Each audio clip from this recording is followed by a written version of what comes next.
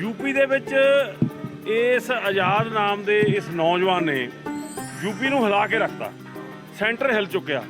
ਉਹਦਾ ਕਾਰਨ ਕੀ ਹੈ ਕਿ ਇਹ ਦੱਬੇ ਕੁਚਲਿਆਂ ਦੀ ਗੱਲ ਕਰਦੇ ਨੇ। ਦੱਬੇ ਕੁਚਲੇ ਲੋਕਾਂ ਦੀ ਆਵਾਜ਼ ਬੁਲੰਦ ਕਰਨ ਵਾਲਾ ਅੱਜ ਭੀਮ ਆਰਮੀ ਦਾ ਜਿਹੜਾ ਸੇਵਾਦਾਰ ਹੈ ਉਹ ਦਰਬਾਰ ਸਾਹਿਬ ਆਇਆ। ਸਾਡੇ ਲਈ ਬੜਾ ਸਤਿਕਾਰ ਹੈ। ਅੱਜ ਜਦੋਂ ਸਾਹਿਬਜ਼ਾਦਿਆਂ ਦੀ ਗੱਲ ਚੰਦਰ ਸ਼ੇਖਰ ਯਾਦ ਕਰ ਰਿਹਾ ਸੀ, ਉਹਦੀ ਅੱਖਾਂ ਵਿੱਚ ਹੰਝੂ ਸੀ। ਇਸ ਗੱਲ ਦੀ ਅਸੀਂ ਕਦਰ ਕਰਦੇ। ਅੰਬੇਦਕਰ ਸਾਹਿਬ ਨੂੰ ਸਿੱਖ ਬਣਨ ਤੋਂ ਰੋਕਣ ਦੇ ਵਿੱਚ ਵੱਡਾ ਰੋਲ ਅਦਾ ਕੀਤਾ।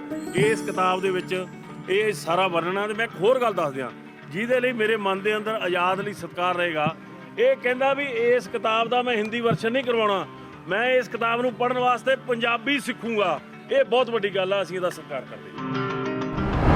तो संतों गुरुओं के आशीर्वाद से, उनके उपदेश से आज भी इस देश में मानवता के भले के लिए लोग संघर्ष कर रहे हैं, भाईचारे के लिए संघर्ष कर रहे हैं। तो मैं भी दरबार साहिब अरदास करने आया हूँ कि इस देश का जो भाईचारा है वो बना रहे। देखिए, मेरे मन में बहुत सारे सवाल थे। एक बड़ा सवाल ये था कि बाबा साहब अम्बेडकर ने ये सिक्खी क्यों एक्सेप्ट नहीं की।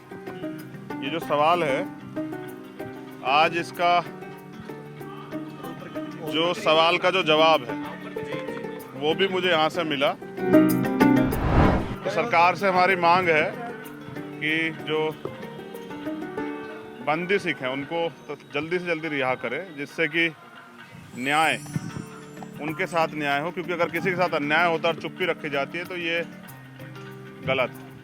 जिनके साथ अन्याय हो रहा है उनकी लड़ाई लड़नी पड़ेगी। इसलिए मैं सरकार से मांग करता हूं कि बंदी सिखों को जल्दी जल्दी रिहा करें।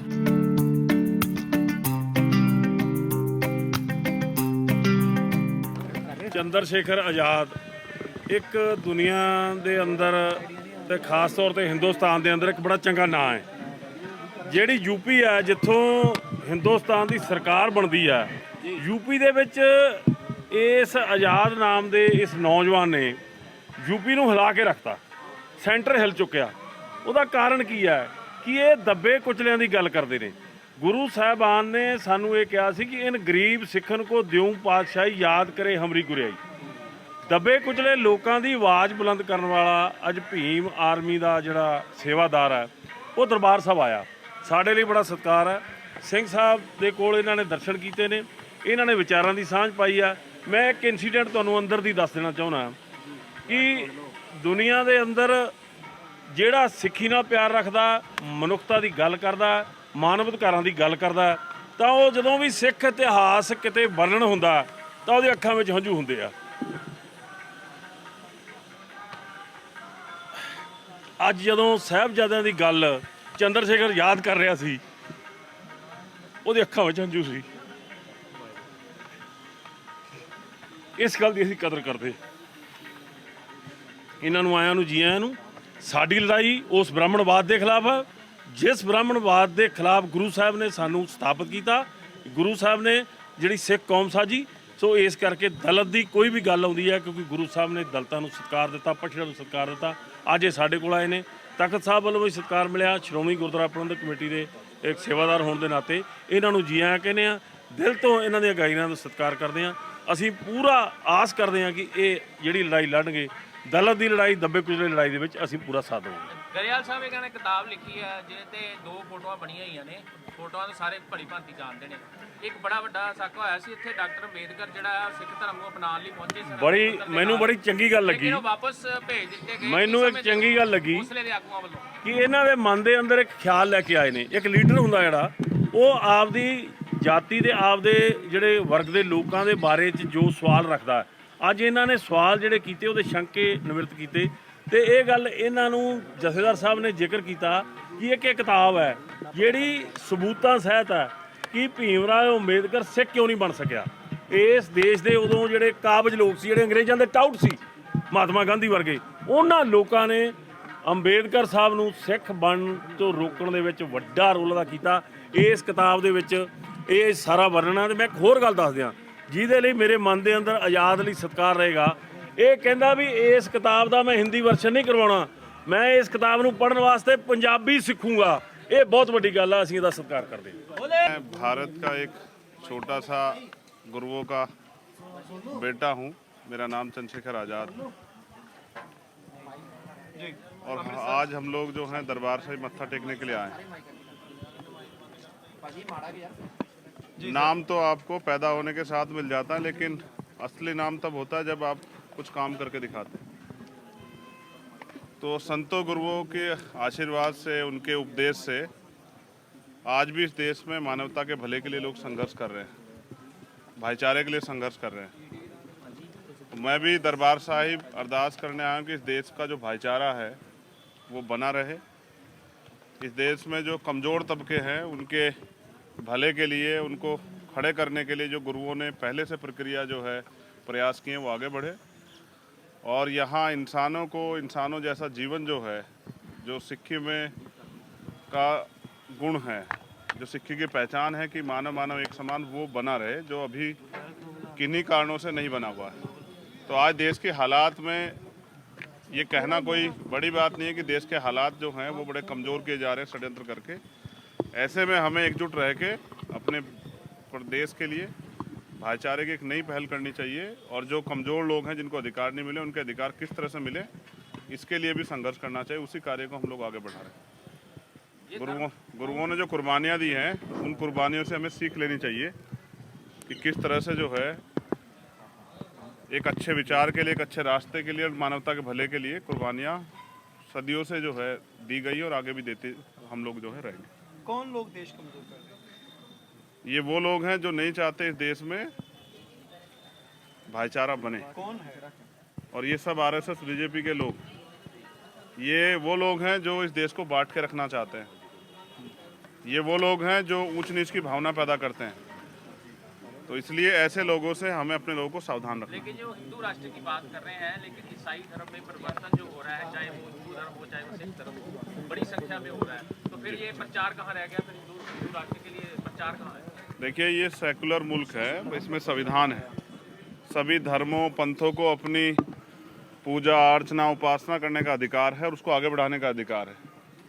एक मुल्क पहले से जो है धार्मिक हुआ था पाकिस्तान के रूप में, उसका हमने इतिहास देख लिया कि उनको कितनी कीमत चुकानी पड़ी। हम अपने देश को ताकतवर देखना चाहते हैं, और जिसकी पहचान है वो बनी रहनी चाहिए। मुझे लगता है किसी एक धर्म के बारे में अगर प्रयास किया जाएगा तो इससे बड़ा नुकसान होगा, देश में कॉन्फ्लिक्ट पैदा होगा, वो नहीं होना चाहिए। जथेदार साहब से आपकी जो बातचीत हुई उसका सारांश बता दीजिए। कितनी देर मीटिंग चली? देखिए, मेरे मन में बहुत सारे सवाल थे। जी। एक बड़ा सवाल ये था कि बाबा साहब अम्बेडकर ने ये सिक्खी क्यों एक्सेप्ट नहीं की। ये जो सवाल है, आज इसका जो सवाल का जो जवाब है वो भी मुझे यहाँ से मिला इस किताब के रूप में। तो आज जत्थेदार साहब से मिलके बहुत सारी जो जानकारियाँ थी वो हासिल की, क्योंकि मैं सीखने के समय में हूँ। धीरे धीरे हम लोग सीख रहे हैं। तो ये भी एक ऐतिहासिक जगह है जहाँ से आप सीख सकते हैं।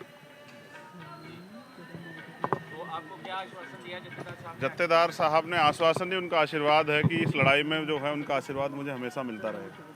और मैं उनसे वादा करता हूँ कि मानवता के भलाई के लिए जो भी काम मुझसे बन पड़ेगा, मैं उसके लिए लगातार तैयार रहूँगा। मैं कभी इस देश में मानवता किसी लड़ाई को नहीं चूकूँगा।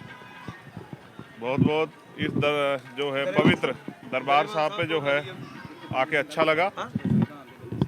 अच्छा, एक पंजाब के साथ एक बड़ा क्राइसिस चलता आ रहा है कि हमारे जो सिख कैदी हैं उन्हें 30-30, 35-35 साल से जेलों में बंद रखा गया। संविधान की भावना के उल्ट काम चल रहा है। चाहे उसमें कांग्रेस थी चाहे बीजेपी है, सभी एक ही समान काम कर रहे हैं। इसके बारे में आप क्या कहते हैं? देखिए, देश में संविधान है, इस देश में आईपीसी है, सीआरपीसी है। अगर किसी के द्वारा कोई अपराध किया गया है तो इसकी एक सज़ा जो है, एक सीमित समय जो है वो मुकर्रर है। कहीं 7 साल की सज़ा है, कहीं 10 साल की सज़ा है, किन्हीं उसमें 20 साल की, कहीं आजीवन है। लेकिन जिनकी सज़ाएं पूरी हो गई उनको राजनीतिक एजेंडे सेट करने के लिए जेल में नहीं रखना चाहिए। मेरी पिछली सरकारों से तो अब उनकी तो है ही नहीं, जिनकी है उनसे अपील है कि वो मानवता का भी ध्यान रखें। जानबूझ के अपने राजनीतिक षड्यंत्र को कामयाब करने के लिए किसी को बंद ना रखे। ये मानवता का जो सारांश है, मानवता का जो किस्सा है उसके साथ भी अपराध है। ठीक है। तो सरकार से हमारी मांग है कि जो बंदी सिख हैं उनको तो जल्दी से जल्दी रिहा करें, जिससे कि न्याय उनके साथ न्याय हो, क्योंकि अगर किसी के साथ अन्याय होता है और चुप्पी रखी जाती है तो ये गलत है। ठीक है। जिनके साथ अन्याय हो रहा है उनकी लड़ाई लड़नी पड़ेगी, इसलिए मैं सरकार से मांग करता हूं कि बंदी सिखों को जल्दी जल्दी रिहा करें। सवाल तो ये है कि 2024 आ रहा है, तो क्या हम ये मान सकते हैं कि आपकी भीम आर्मी और सिखों की कुछ राजनीतिक सांझ बन सकती है? ये दरबार साहिब है, ये धर्म की जगह है। ओके। और आपके मैं जो धर्म में राजनीति को मिक्स आप नहीं करता हूं। संविधान की बात करते हैं, आप चाहते हैं कि ह्यूमन राइट्स को वायलेशन ना हो, लेकिन आपके उत्तर प्रदेश में सबसे ज़्यादा हो रही है और आपके जो चीफ मिनिस्टर हैं मिस्टर आदित्यनाथ, वो सबसे ज़्यादा बड़े अपने आप को डाउन समझ के काम कर रहे हैं, उसमें आप क्या कहते हैं? देखिए, वो जो सरकार है ना, वो आरएसएस के लोगों की सरकार है, और आरएसएस के लोगों ने कभी संविधान को नहीं माना। आरएसएस के लोगों ने हमेशा कमजोर को दबाने का काम किया। उन्होंने देश के संविधान के खिलाफ सारे काम किए। जिन पे बंदी सिखों पे हम बात कर रहे हैं वो भी संविधान के विरुद्ध काम हो रहा है। जो भी संविधान के विरुद्ध काम होगा और जो भी करेगा, हमारे यहाँ सबसे ज़्यादा अन्याय हो रहा है, मैं इस बात को मानता हूँ। वहाँ हिटलरशाही चल रही है, लेकिन ये कुदरत का निजाम, प्रकृति परिवर्तन करती है। जब अन्याय बढ़ेगा तभी अच्छे लोग एकजुट होकर इस लड़ाई को लड़ेंगे।